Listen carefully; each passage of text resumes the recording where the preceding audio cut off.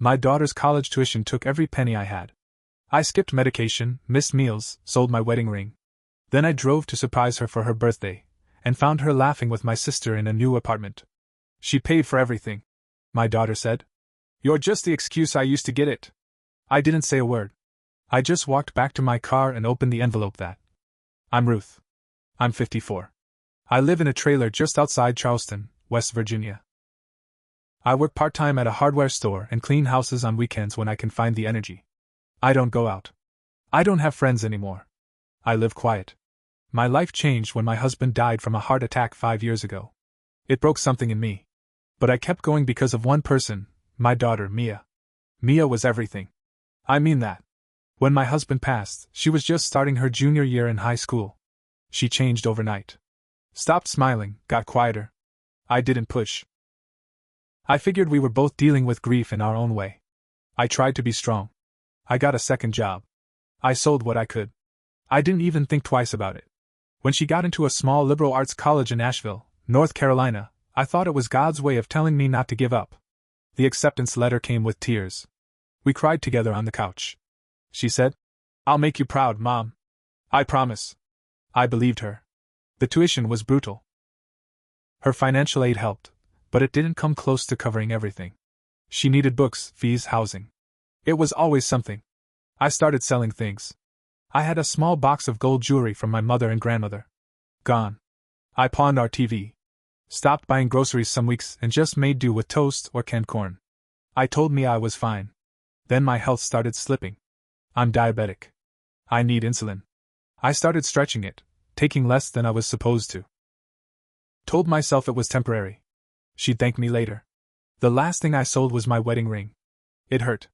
But I knew it would pay for her spring semester books. I remember holding it in my hand, thinking how proud he would have been of her. So when her birthday came around in March, I decided to surprise her. I hadn't seen her since Christmas, and even then she'd only stayed a few hours. Said she had exams, couldn't miss her ride back. I saved up enough gas money. Took the day off. Packed a little lunch for the road. I even found an old necklace in my drawer that her father gave me the day she was born. I put it in a little envelope with a birthday card, a $20 bill, and a handwritten note. It said, "No matter how old you get, I will always be proud of you. You are my greatest joy. Love, Mom." I didn't text. I didn't call. I wanted it to be a real surprise. It took me 5.5 hours to get there. When I pulled up, I had to double-check the address. The place was too nice. It wasn't student housing. It looked like one of those fancy condos. I thought maybe I wrote it down wrong. I knocked on the door. And everything changed. She opened the door barefoot, holding a wine glass. She didn't smile. She looked annoyed. Behind her, laughing on the couch, was my sister, Pam. Pam and I haven't spoken in years. Not since the funeral. She didn't like how I handled the will. Said I kept things that weren't mine. We never made peace. They both stared at me like I was a Jehovah's Witness. "Mom?" Mia said. "What are you doing here?" I was confused. "I came to surprise you. For your birthday." Pam got up slowly, sipped her wine, and said, "Well, this is awkward." I looked around. The apartment was spotless. Granite counters. Big TV. Designer pillows. This was not student living. "You live here?" I asked. Mia hesitated. "Yeah. Since the start of the year." I just stood there. Pam said, "Mia needed a better place. Something safe." I helped her out. Then Mia said it. The thing that stuck in my head like a nail. She paid for everything. I mean, you were helpful with paperwork and all. They love stories like yours. Single mom, low income, all that. It helped a lot. My mouth went dry. You used me? I mean, don't take it that way. You know how schools are. You were the narrative. It helped get scholarships. I'm not saying it was fake, I just leaned into it. I looked at Pam. She was watching me. Waiting for me to react. I didn't give her the satisfaction. I just said, "Okay," and walked back to my car. I sat in the driver's seat for a long time, staring at the envelope I brought. I was about to tear it up. Then I remembered, last week I got a letter from the college. Something about a refund. I had shoved it in the envelope without opening it. I pulled it out. Inside was a check. A refund check. Made out to me. $6,740. I stared at it. That's when I realized I wasn't powerless. They forgot who paid the bills, whose name was on the student account, whose info they used. They thought they were smart. But they forgot one thing. Everything was still in my name. And I knew exactly what I was going to do. I didn't drive home right away. I sat in the parking lot of that apartment complex for almost an hour, just staring at that check. My hands were shaking. Not because I was sad anymore, that had passed. What I felt now was something sharper, like ice in my chest. They played me. I gave up everything for that girl. My health. My pride. The roof over my head barely stayed on, but I always told myself it was worth it. That she was going to make something of herself. That it was all temporary. But it wasn't. She had another life now. Paid for by my sister, Pam, the same woman who called me selfish when I kept the car from the will. The same woman who hadn't even texted me in 4 years. And now they were laughing together. Drinking wine. Living large in some fancy apartment, while I counted change at gas stations and pawned the last thing my husband ever gave me. I looked at that check again. $6,740. It wasn't just a refund. It was a mistake. A mistake they made. A window. That money came from a loan in my name. A Parent Plus loan. The college overcharged for tuition and housing because someone, most likely Mia, had moved off campus and never told them. Now that she wasn't using college housing or the meal plan, they issued a partial refund. And mailed it to me. Because technically, I was the borrower. So I didn't drive home. I drove straight to a branch of my bank near downtown Asheville. I walked in, deposited the check, and sat there staring at my receipt. Then I opened my phone and logged into the student account, the one she never changed the password on. There it all was. Her schedule. Her grades. Her housing status. And something else, a tuition payment due in 2 weeks. $4,112 still outstanding. I clicked around and realized that she was also behind on some student health services and lab fees. Total balance, $5,269. I smiled. Because they thought they were in control. But they forgot one thing. That FAFSA, those loans, that student portal, all of it still had my name on it. My information. They just left me holding the bag. But now I was going to start setting it on fire.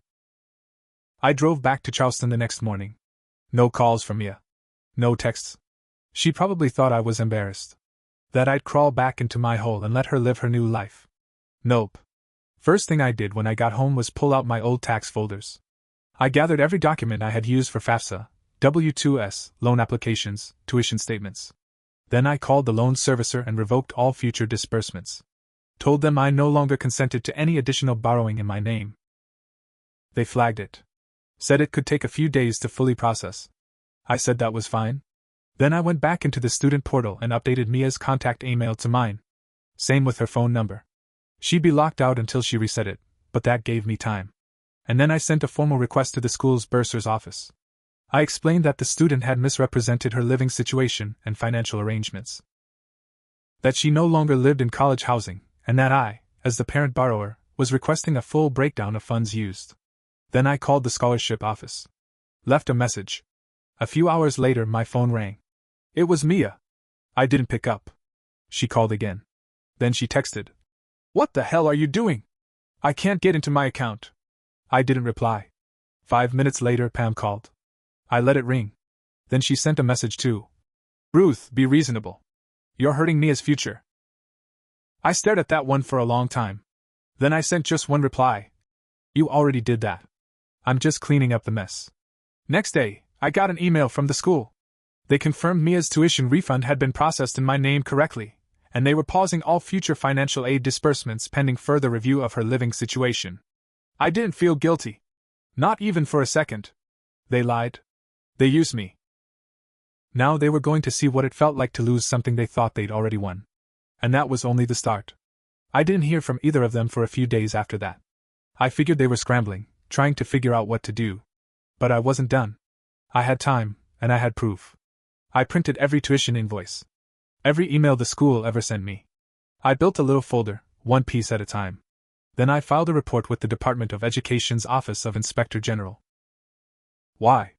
Because Mia had used my identity, my income, my tax history, my life, as a story. She painted a picture of extreme hardship to secure scholarships and aid. That, in part, she wasn't even eligible for once she moved off campus and got financial help from Pam. She didn't report it. And in the eyes of the law, that's fraud. You don't get to say you're barely surviving while living rent-free in a luxury apartment with outside support. So I told the truth. I gave the timeline, the financials, even the pictures of her apartment I'd found later on her Instagram. 2 weeks later, things started unraveling for them. Mia finally called me again. I picked up this time. "Why are you doing this?" she snapped. "You're ruining everything." I didn't yell. I didn't cry. I just asked one thing. "Did you ever plan to tell me the truth?" She got quiet. Then she hung up. That same night, Pam called. This time, she didn't bother with fake kindness. "You bitter bitch," she hissed into the phone. "You think taking this away from her is going to fix your sad little life?" I laughed. Not because it was funny. Because it was pathetic. "You think you saved her, Pam? You taught her how to lie. That's not help. That's damage." And then I hung up. The next morning, I got another email from the school. Mia's scholarship from a private foundation had been suspended pending review. Apparently, they require yearly verification of financial status. Now that the school was looking closer, things weren't lining up. She would now owe the college over $12,000 unless she could prove her eligibility. And she couldn't. She didn't just lose her scholarships. She lost her class registration. They placed a hold on her account. She couldn't register for summer or fall classes. Pam must have stepped in, because suddenly I got served papers. They were suing me. Small claims court. They were trying to say I stole the refund. That it belonged to Mia. I brought everything. The loan documents. The payment history. The FAFSA paperwork. The photos of Mia's apartment. Her social media posts bragging about living better than the rich kids. And I brought one more thing, a copy of a voicemail Mia had left me months ago. I saved it without thinking. She was thanking me for covering tuition. "I don't know how you're doing it, Mom," she said. "I'm so lucky to have you." The judge didn't take long. Dismissed. Their faces? I won't lie. It felt good. But what came next? That's when the real fallout began. Pam's name showed up in the school's report. She had made direct payments on Mia's behalf without disclosing it. That violated the scholarship's rules. And the IRS was now involved. Because Mia hadn't reported any of it. Gifts over $17,000 from a non-parent? That's taxable income. So now they weren't just broke. They were being audited. And me? I wasn't rich. I still lived in my trailer. Still worked part-time. But I had something I hadn't had in a long time. Control. But I wasn't finished yet. I waited before taking the final step. I wanted to be sure I wasn't acting out of anger. I wasn't. Not anymore. This wasn't about revenge for me. Not just that. This was about respect. I raised Mia with nothing but love. I gave her every last piece of myself. And she turned around and used me like a stepping stone. She didn't just lie. She laughed about it. And Pam, she didn't swoop in to save anyone. She did it to prove she could do better than me. She always had something to prove. But now it was time for the truth to catch up to both of them. 2 months after the court hearing, I got a call from a man named Mr. Briggs. He worked with the private scholarship foundation Mia had been getting money from. He asked if I'd be willing to answer some questions. I said yes. He came to my home. Drove 6 hours to see me in person. We sat at my kitchen table, and I poured him a glass of store-brand iced tea. He laid everything out. The foundation had given Mia $14,000 over 2 years. The application had several signed statements, claims that Mia had no financial support outside of me. That she lived on campus. That she worked a job part-time to cover extra expenses. All of it was false. He had bank records. Pictures. Lease agreements signed by Pam. Mia's name on a car title paid in full by Pam's account. Then he asked me a question I didn't expect. "Would you be willing to testify if this goes further?" I didn't even hesitate. Yes. That's how it became public. A local paper picked it up. "West Virginia mom uncovers scholarship fraud in daughter's name." They didn't name her at first. But someone did. Probably a student. It got around campus. Mia's name started spreading in group chats, message boards. She went silent on social media. Deleted her Instagram. Her TikTok. Everything. Pam tried to spin it, said I was mentally unstable, holding a grudge, and trying to ruin a young girl's future. But then the tax audit hit. Mia hadn't filed anything for the support she got from Pam. And Pam hadn't filed a gift tax form either. The IRS didn't care whose name was on what. They saw $20,000 plus unreported income. Fines. Back taxes. Interest. It piled up fast. Then came the letter from the school. Mia's enrollment was permanently revoked. They said she was no longer in good academic standing due to fraudulent documentation.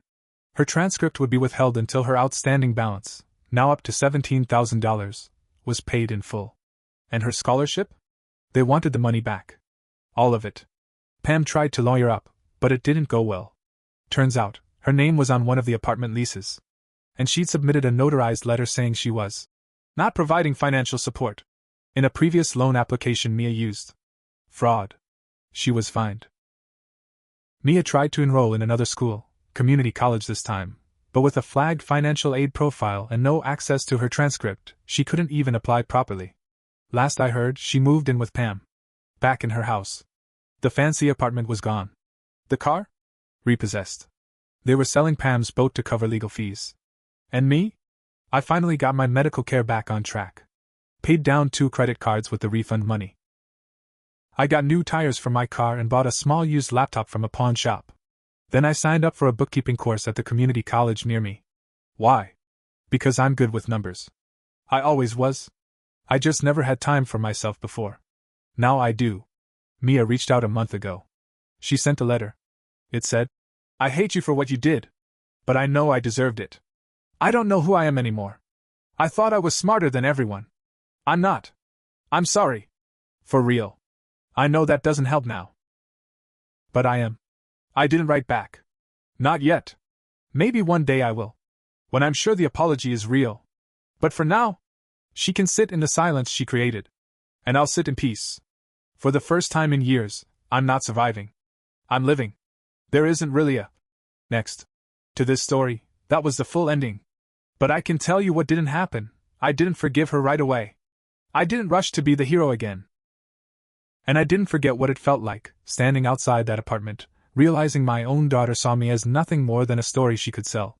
But here's what did happen. I moved out of that trailer 6 months later. Not into a mansion, nothing crazy. Just a clean little 1-bedroom rental with a working heater and a place I could call mine. I finished that bookkeeping course. Passed with a 98. The teacher offered to recommend me to a local CPA firm. I took the job. Every 2 weeks, I sit at my desk with a cup of coffee, filing numbers and checking ledgers.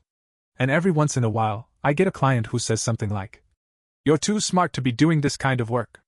I smile. Because they have no idea where I've been. Pam tried to reach out too. Sent me some passive-aggressive Christmas card with a photo of her dog in a Santa hat and a line that said, "Hope this year brought you what you wanted." I didn't reply. Some bridges burned for a reason. Mia hasn't written again. But I heard through someone she's working retail now. Saving up to go back to school, on her own this time. No scholarships. No help from Pam. Maybe she'll figure things out. Maybe she won't. But that's not my job anymore. I already gave everything I had. And now I give to myself. And that's the real revenge. Because they thought I was weak. They thought I'd break. But I didn't. I rose.